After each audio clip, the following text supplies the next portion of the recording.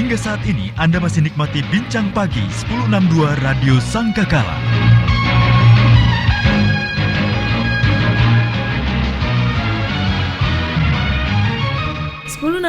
The Voice of Love, Kekasih Tuhan masih melanjutkan kebersamaan kita dalam program Bincang Pagi bersama dengan Pendeta Mesak Moy, bicara tentang mata Tuhan tertuju.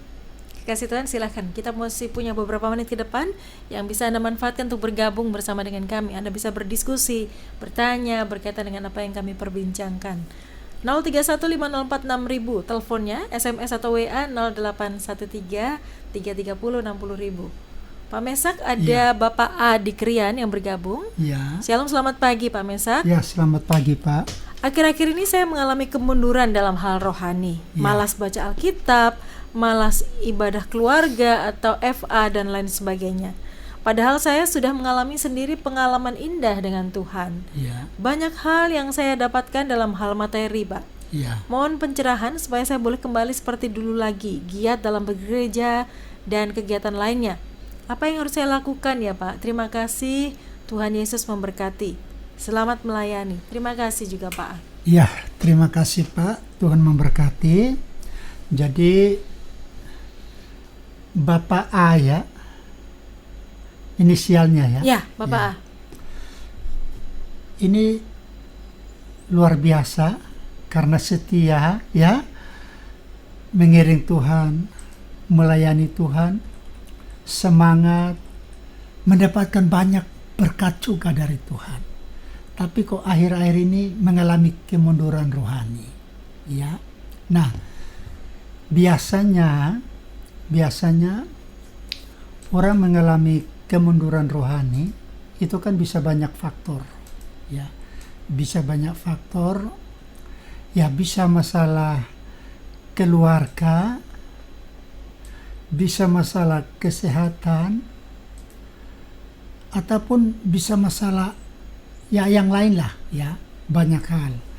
Tapi sepertinya kalau yang dipertanyakan ini kelihatannya ini tidak ada masalah yang berat ya, kalau kita lihat dari pertanyaannya. Nah, kalau itu yang terjadi, memang kita jangan lupa bahwa iblis itu salah satu yang dia tidak sukai adalah ketika kita mendekat, mengasihi Tuhan, menjadikan Tuhan yang terutama dalam hidup kita. Sehingga iblis punya berbagai macam cara. Kalau memang tadi nggak lewat sakit penyakit, nggak lewat masalah rumah tangga, nggak lewat masalah ekonomi, itu bisa memberikan satu roh kejenuhan, ya, serohani-rohaninya orang. Yang namanya manusia kan ada tingkat kejenuhannya. Nah, di sini iblis bekerja melalui kejenuhan, sehingga kadang mungkin ya ada suara-suara iblis, sudahlah ya. Kamu ndak usah terlalu rajin lah gereja, ndak usah terlalu rajin bersekutu, toh kamu sudah diberkati, ya kan? Nggak butuh Tuhan deh kayaknya. Semuanya kan sudah stabil. Ya kan? Semuanya kan sudah bisa. Nah, kadang seperti itu. Jadi kadang orang merasa itu hal biasa yang wajar, tapi itulah cara iblis. Ya, iblis punya berbagai macam cara. Jadi iblis punya kuasa juga yang cukup ya besar untuk mempengaruhi anak-anak kita. Makanya salah satu hal yang Yesus ajarkan dalam doa Bapa kami adalah apa?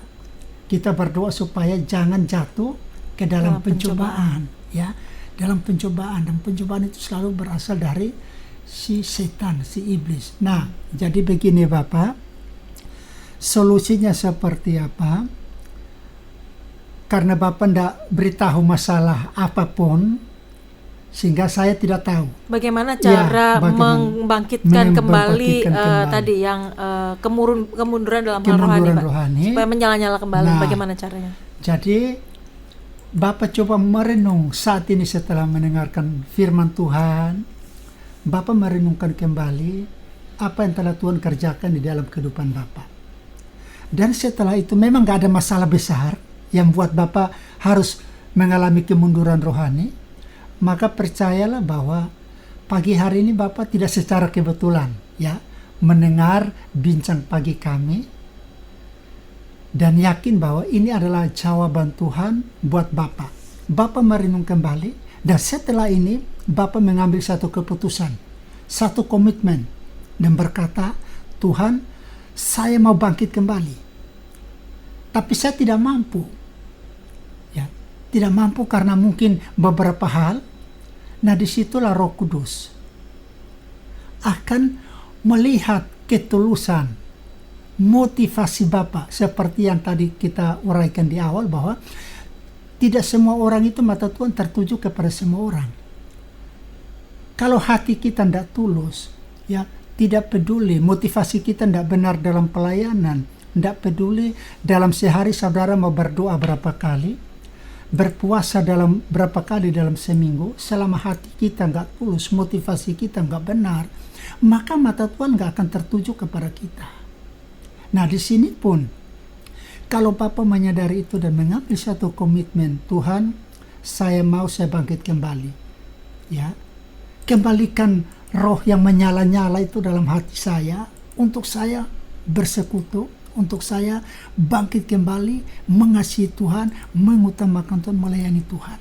Jadi di sini Bapak, kalau Bapak tidak ada dalam golongan orang yang takut akan Dia, Bapak pikir ya Bapak sudah rendah hati segala macam, maka Bapak berarti Bapak berada dalam pihak yang berharap akan kasih setia Tuhan.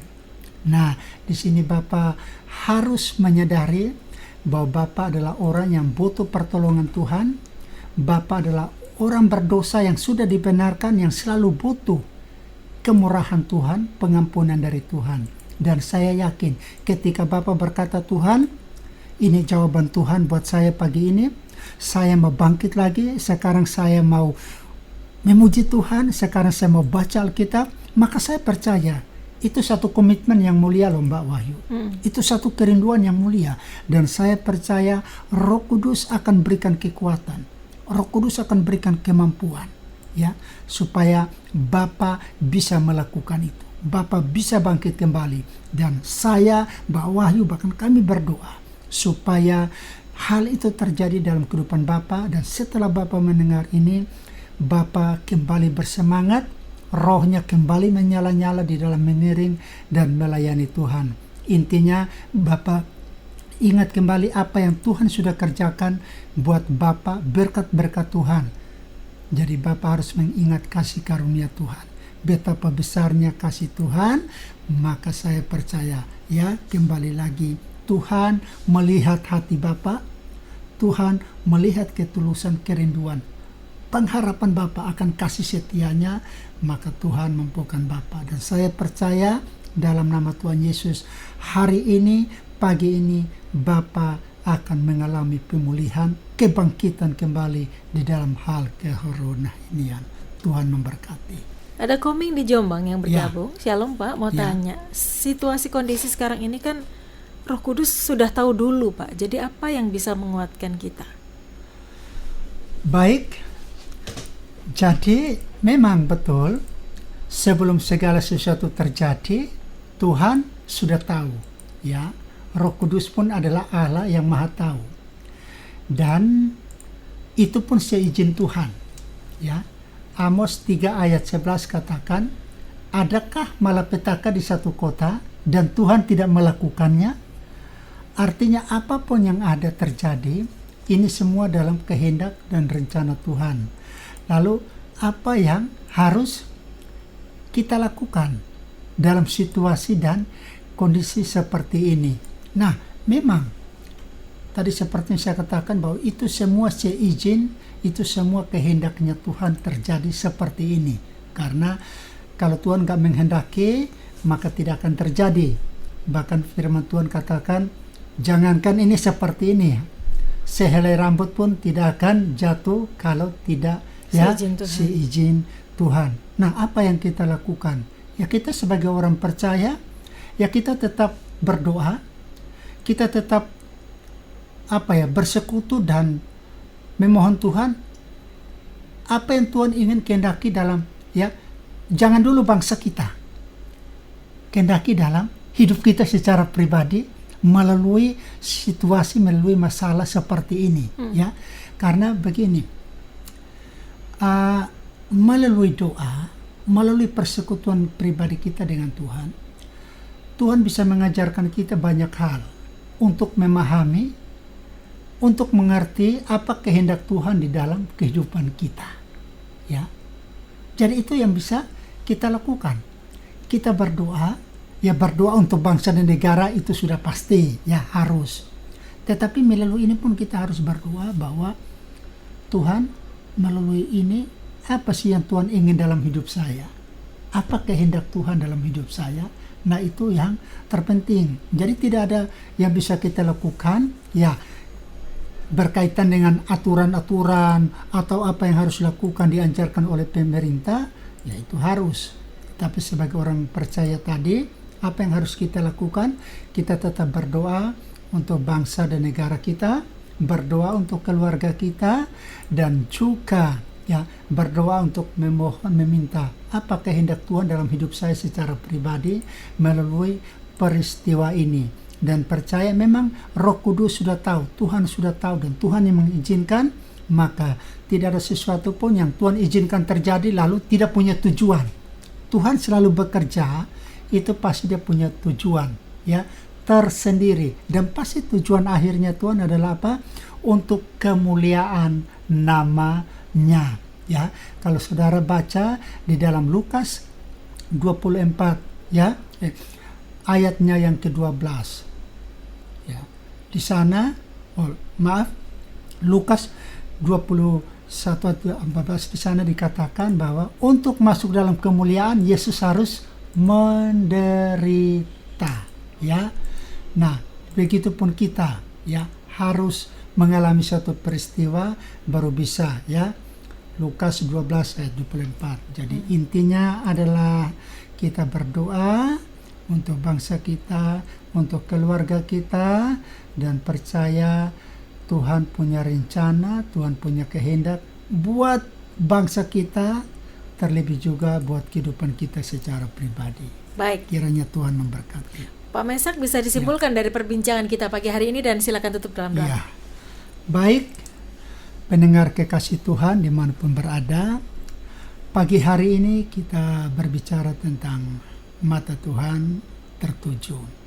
Dan ada dua golongan orang yang Tuhan tujukan matanya kepada mereka.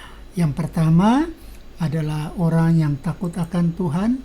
Yang kedua, orang yang selalu berharap akan kasih setia Tuhan. Dalam hal ini selalu bergantung kepada Tuhan, selalu menyadari bahwa dia orang berdosa yang butuh kemurahan Tuhan, ya. Jadi saudara jangan menyalahkan kalau Tuhan tidak memberkati saudara.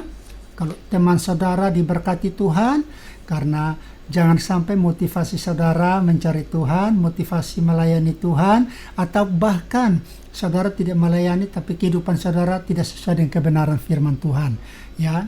Nah, jangan menuntut lebih daripada Tuhan. Tapi kalau Bapak Ibu Saudara melakukan dua hal ini tadi, takut Tuhan, berharap akan kasih setia Tuhan, maka ada janji Tuhan, berkat Tuhan yang luar biasa, berkat rohaninya, dia melepaskan kita dari maut, dan kita bisa hidup kekal bersamanya. Dan yang kedua, dia tetap memelihara kita pada masa kesukaran seperti sekarang pun, bahkan yang lebih dari ini pun, pemeliharaan Tuhan itu nyata, karena ini janji Tuhan. Jadi Bapak Ibu mau diberkati rohani maupun jasmani, maka jangan lupa hanya ada dua permintaan Tuhan pagi hari ini, yaitu takut akan Tuhan dan berharap selalu akan kasih setia Tuhan. Puji nama Tuhan, kiranya Tuhan memberkati kita semua, dan kita akan berdoa. Terpujilah Engkau Tuhan, Allah kami yang hidup, Allah yang berkuasa dan berdaulat penuh atas seluruh alam semesta dan juga atas seluruh kehidupan kami, umat-umat-Mu. Kami percaya bahwa kasih setia-Mu tidak pernah beranjak daripada kami. Kasih setia-Mu selalu baru setiap pagi buat kami, ya Bapa. Kami telah melakukan pelayanan pagi hari ini Tuhan bersama dengan Mbak Wahyu. Kiranya Tuhan apa yang kami berbincangkan, bahkan semua umat-umat-Mu yang mendengar, mereka semuanya boleh diberkati, dikuatkan, dihiburkan Tuhan, dan mereka boleh mendapat kekuatan baru di dalam Engkau. Dan ajarlah kami semua untuk selalu takut akan Engkau dan selalu berharap akan kasih setiamu Tuhan. Terima kasih Bapa, Engkau memberkati para pendengar dimanapun berada ya Tuhan. Kasih setiamu selalu ada dalam hidup mereka, bahkan yang juga sudah ikut berpartisipasi.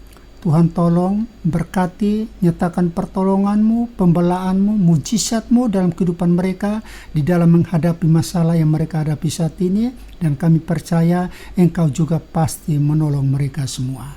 Terpujilah nama-Mu Bapa, Engkau memberkati hamba-Mu Mbak Wahyu yang bersama dengan hamba-Mu pagi hari ini.